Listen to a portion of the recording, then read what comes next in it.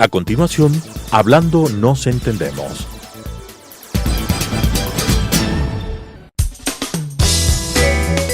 Clasificación A. Apto para todo público.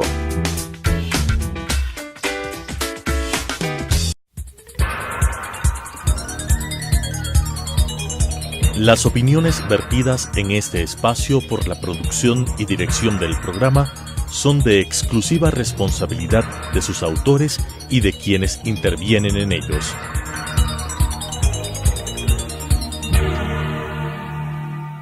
Telesucesos Canal 29 UHF presenta Hablando nos entendemos, un programa de la Academia Ecuatoriana de la Lengua con la conducción de Gonzalo Ortiz Crespo. Hablando nos entendemos.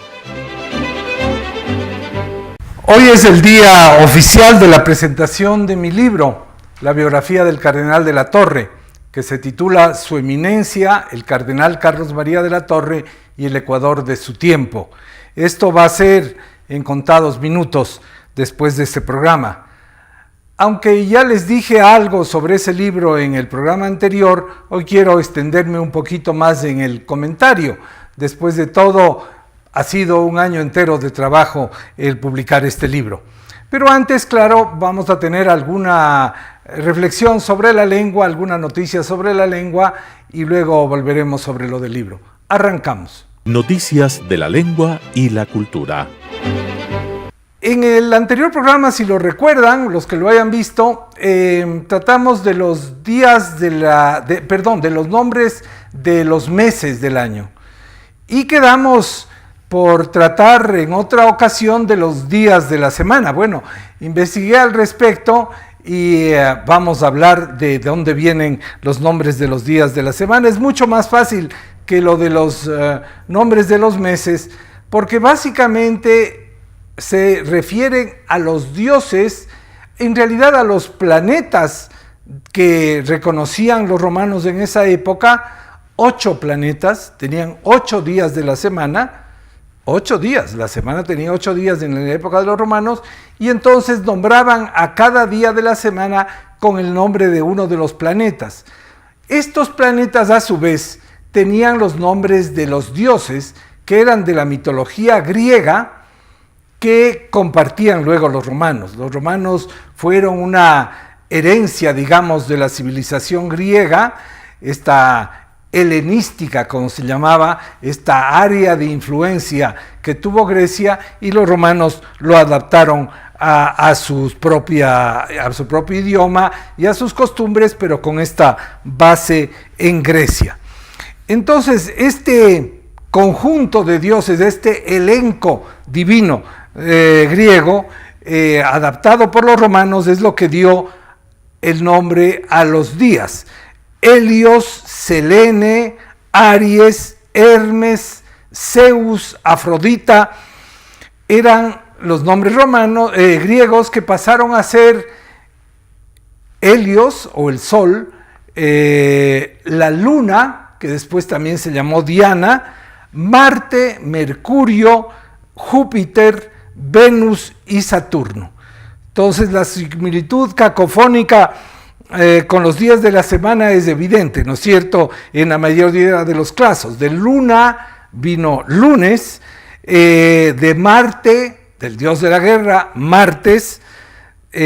Acuérdense que también de allí nació el mes de marzo. De Mercurio, miércoles. De Júpiter, jueves, Jove se decía en latín, Jove, entonces jueves es más fácil. De Venus, la diosa del amor, viernes, y de Saturno, sábado. Lo que del sol venga la palabra domingo es un poco más complicado. En realidad domingo viene de Dominicus, que viene a su vez de el día del Señor. El sol era el dios de los romanos, pero fue reemplazado por el dios de los cristianos, y entonces la adaptación más bien vino por el día del Señor, de Dios, Dominicus, ¿no? Este es el origen de la palabra. Como decía, la semana romana tenía 8 días, pero a lo largo del entre el primero y el segundo siglo después de Cristo, se redujo a 7 días la semana, y esta denominación del dies solis, del dominicus, del domingo, es la que se quedó. Incluso ya en esa época, Plutarco, el autor romano,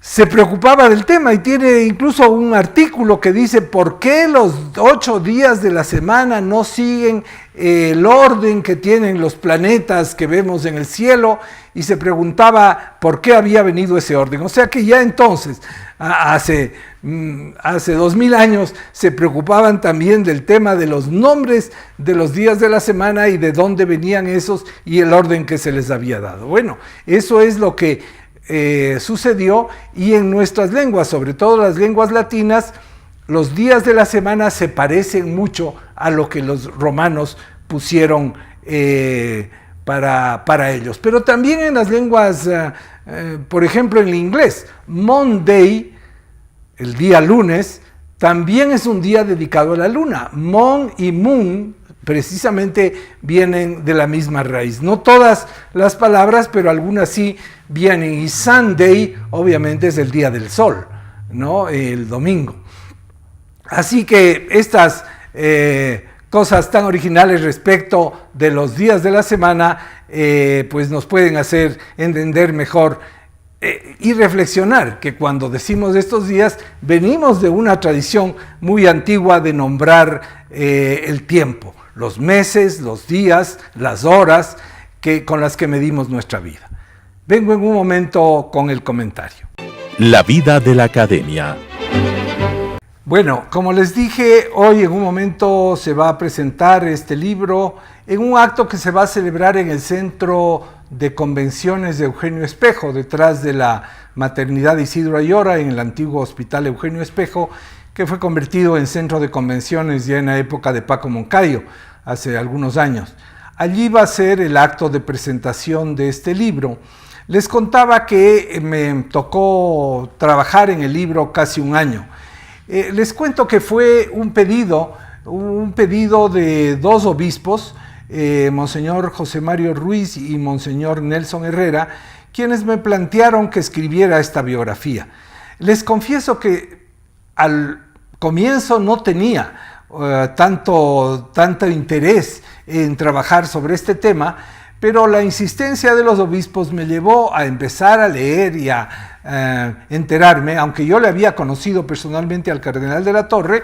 Yo era niño, él me dio la primera comunión, como a mis compañeros del Borja I, en enterarme un poco más de esta figura. A mí me parecía una figura conservadora, un poco del pasado, y que no tenía interés, pero realmente otra cosa fue comenzar y empezar a descubrir la dimensión de este personaje, porque no solo por su larga vida, vivió 95 años, nació en 1873 y murió en 1968. No solo por su largo periodo de arzobispo de Quito, fue arzobispo de Quito 36 años, desde el año 32 hasta el 68, sino por la importancia de su figura en la historia de la Iglesia y en la historia del Ecuador.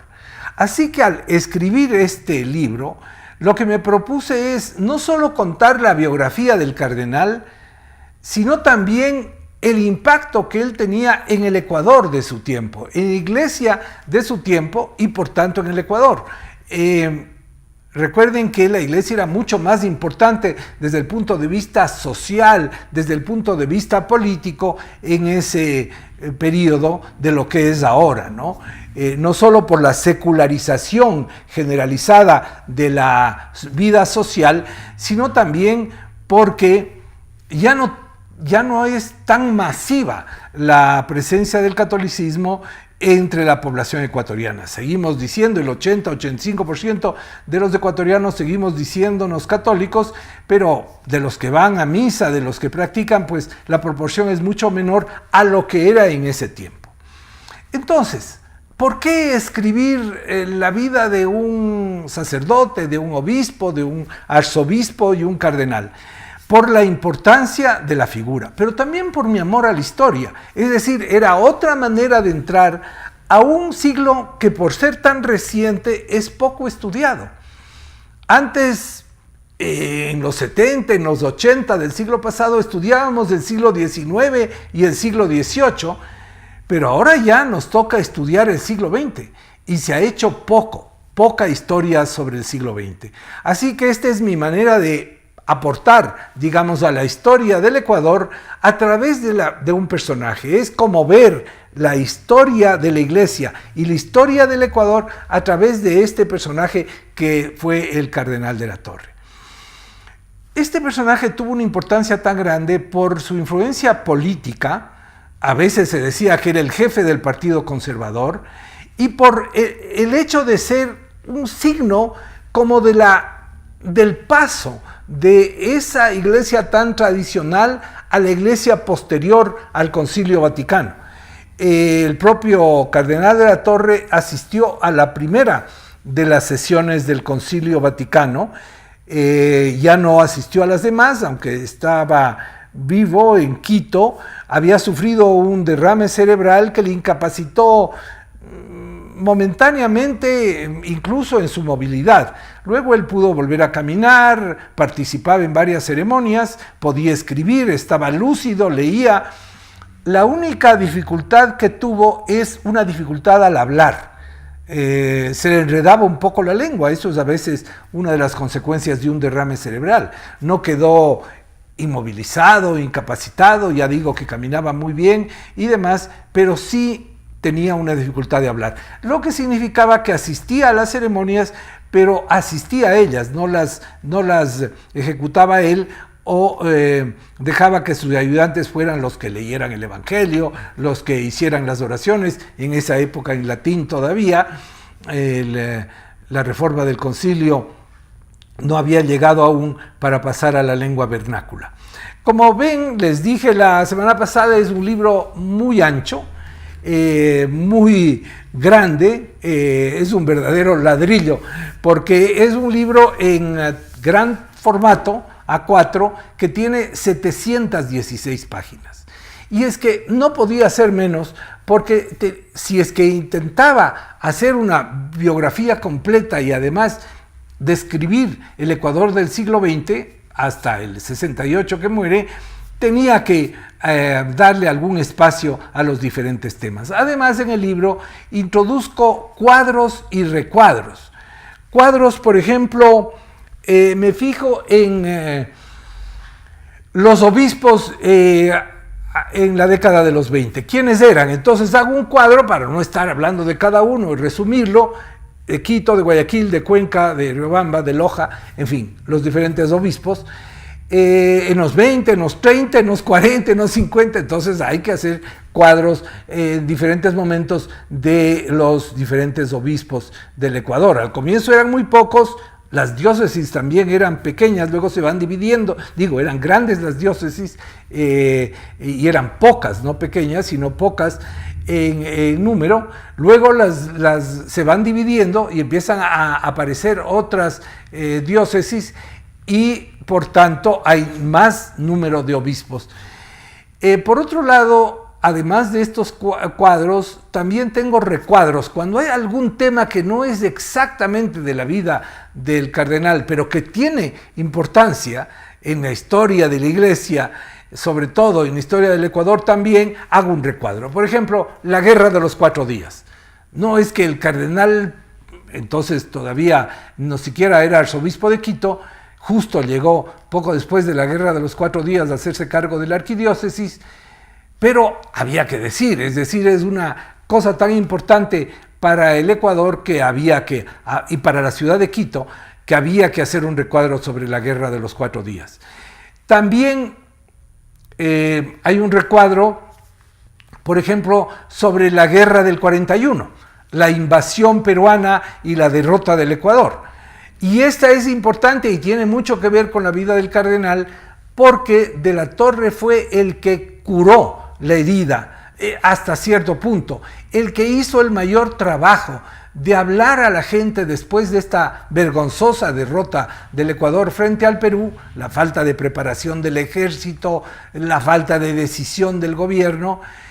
Y entonces de la Torre habló al país consolándole al Ecuador por la derrota y pidiendo la unidad.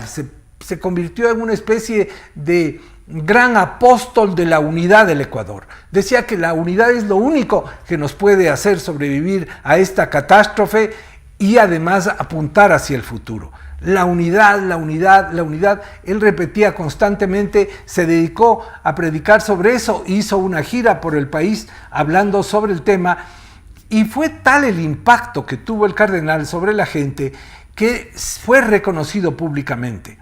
El gobierno le condecoró, la ciudad de Quito le nombró hijo benemérito y otras ciudades del Ecuador también le condecoraron porque precisamente fue la persona que, como digo yo, curó la herida esta o trató de poner al menos algo de paños fríos sobre esta herida que nos descosía después de la derrota del 41. Así hay varios momentos de la historia del siglo XX en las que el cardenal tiene un papel fundamental. Otro momento en que despliego, y este sí tiene que ver claramente con el cardenal de la Torre, es su nombramiento de cardenal. Fíjense que fue nombrado cardenal cuando solo había 70 cardenales en todo el orbe terráqueo. Y así había sido por siglos, solo había 70. Después Juan XXIII empieza a ampliar el número y ahora hay como 250 cardenales, no sé cuántos, casi uno por país, aunque en algunos países hay varios cardenales, en los países grandes, Estados Unidos, Brasil, tiene varios cardenales. Pero de la Torre fue el sexto cardenal hispanoamericano. De los países de la América hispana, solo había habido 5 cardenales antes que él. Fue un honor muy notable que fue recibido en el Ecuador con gran gusto. Lo creo que les decía la semana pasada, si nos alegramos tanto, ahora por ejemplo con el campeonato de nuestra selección sub-20, estos muchachos que salen campeones del torneo sudamericano de fútbol, primera vez que somos campeones en fútbol en cualquier categoría, los chicos de la sub-20, si nos alegramos tanto con ese triunfo o la medalla de oro de Jefferson Pérez en las Olimpiadas, en el año 53 el triunfo fue del Ecuador entero cuando le nombraron a De la Torre cardenal. Pío XII le nombró, fue una fiesta de todo el Ecuador, era que el Ecuador tenía un príncipe de la iglesia. Y luego a su regreso de Roma, ya una vez elevado a la categoría de cardenal, el doctor José María Velasco Ibarra, que era presidente de la República, decidió darle honores de príncipe extranjero. Así que le puso al Colegio Militar Eloy Alfaro, formado en el campo de aviación, como se llamaba el aeropuerto, y a todos los colegios laicos a hacer calle de honor para la llegada del cardenal. Esto fue una cosa muy importante para el cardenal, un honor para el Ecuador, pero yo digo que además tuvo una importancia en la historia, porque de alguna manera fue el momento de la paz entre la Iglesia y el Estado, que estaban muy enfrentados a lo largo del siglo XX, que habían llegado incluso a persecuciones, como en la época, por ejemplo, del dictador Federico Páez, que le había perseguido al cardenal, que había querido sacarle de la diócesis, que había prohibido procesiones, culto público, quería quitar, y en efecto, en un decreto, quitó la propiedad de todos los bienes que quedaban a la Iglesia, y los convirtió en bienes del Estado, le quitó la personería jurídica a la Iglesia y en fin, una serie de persecuciones. Bueno, esto en el año 53, con el nombramiento del cardenal y la actitud de Velasco Ibarra, hizo que hubiera como una paz ya después de tanta guerra y de tanta lucha que había habido contra el liberalismo, entre el liberalismo y la Iglesia. Desde entonces se puede decir que reinó la paz. Y yo creo que en buena parte fue eso también lo que permitió el triunfo del primer presidente conservador o de derecha en el siglo XX, que fue el doctor Camilo Ponce Enríquez en el año 56, poco después. Así que todas estas relaciones entre Iglesia y Estado también están reflejadas en este largo trabajo. No tengo muchos apéndices, habría podido poner muchísimos documentos del cardenal de la Torre, sobre todo sus discursos. Tiene discursos fantásticos sobre Simón Bolívar, sobre Sucre, sobre González Suárez, sobre otras figuras que me habría encantado poner, pero no había espacio, ya el libro era demasiado largo, así que tengo solo unas cosas muy contadas sobre el cardenal de la Torre. Incluso algunos documentos, claro, muchos documentos que están aquí son inéditos, por primera vez ven la luz, pero incluso, y esto me lo dio Monseñor Ruiz, un cuaderno en que un compañero suyo del Colegio San Gabriel, él nació en Quito, en la Mama Cuchara, o bueno, en la Loma Grande, no tan cerca de la Mama Cuchara, al comienzo de la calle Maldonado, después del Arco de la Reina, estudió en la escuela El Cebollar y luego en el San Gabriel. Y un compañero suyo en el San Gabriel, muchos años después, escribió un cuaderno de memorias a mano en Manabí. Era un caballero manabita que recordaba algunas de las cosas, de los personajes que había conocido a lo largo de su vida en unas memorias que escribió en un cuaderno manuscrito. Esto, Monseñor Ruiz, que fue arzobispo de Puerto Viejo, lo tenía, y entonces reproduzco lo que él cuenta del cardenal, que ya en la época de colegial se distinguía por su talento, por su simpatía, y cómo fue graduado del colegio, es que decidió ir a Roma y hacerse cura, meterse allí. Empezó a estudiar nada menos que en la Universidad Gregoriana de Roma, donde sacó sus doctorados y antes de venir al Ecuador. Estos documentos, estos pocos documentos que publicó son inéditos, son interesantes para completar un poco la vida del cardenal, pero claro, esto no ocupa sino las últimas 20, 30 páginas del trabajo. Todo lo demás es una investigación. ¿Dónde hice la investigación? Básicamente en la Biblioteca Ecuatoriana Aurelio Espinosa Poli. Dentro de un momento, en la presentación del libro, le he pedido precisamente al director de la Biblioteca Ecuatoriana, al padre Iván Lucero, que comente el libro, y también va a ser comentado por Carlos Landázuri, un historiador, profesor de la Universidad Andina Simón Bolívar, que espero que no le destrocen al libro, sino que vean cuáles son sus méritos y seguro sus limitaciones. Todo libro tiene limitaciones. Y en este, por ejemplo, una de las limitaciones clarísimas es que yo no comento las cartas pastorales del cardenal ni otra correspondencia personal de él. De la correspondencia personal solo tengo dos momentos.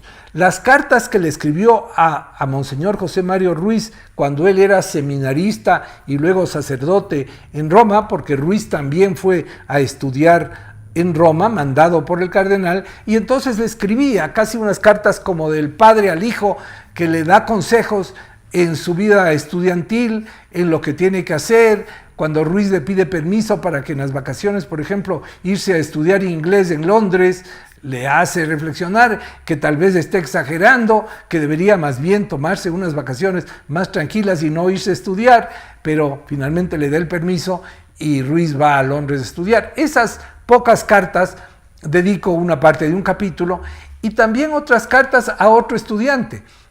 Un periodista que todavía vive, el periodista Arias Alencastro, Miguel Arias Alencastro, que fue enviado por el cardenal al Uruguay para que se prepare para sacar el Diario Católico. El proyecto del cardenal era sacar un gran diario católico.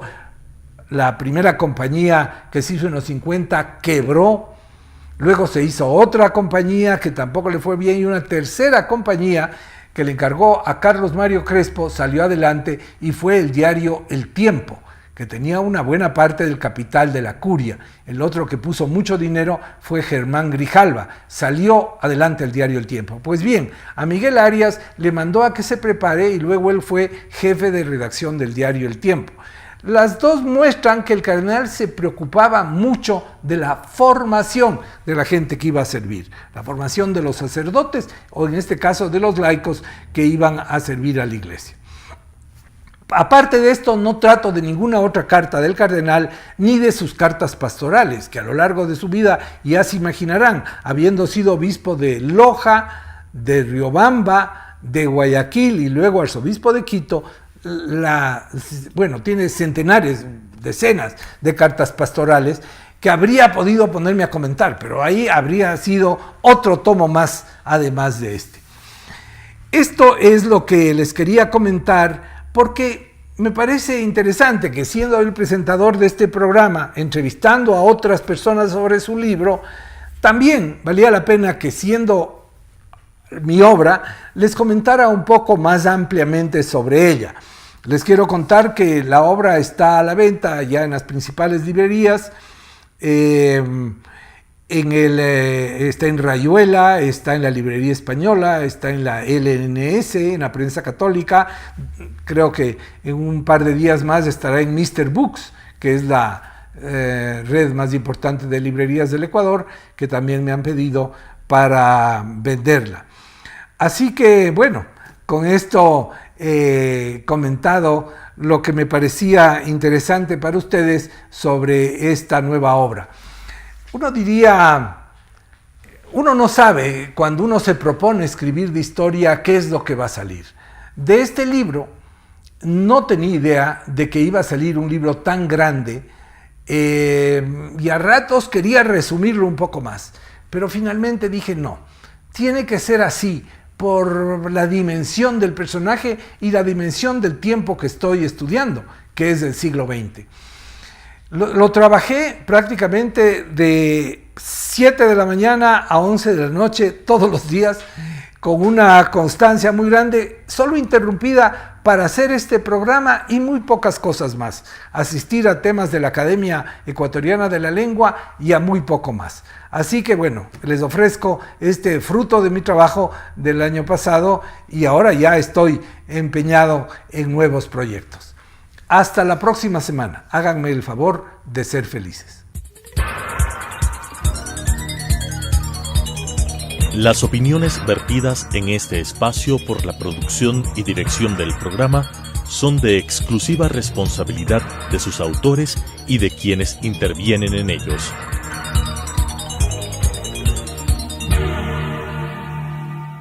Telesucesos Canal 29 UHF presentó Hablando nos entendemos, un programa de la Academia Ecuatoriana de la Lengua con la conducción de Gonzalo Ortiz Crespo.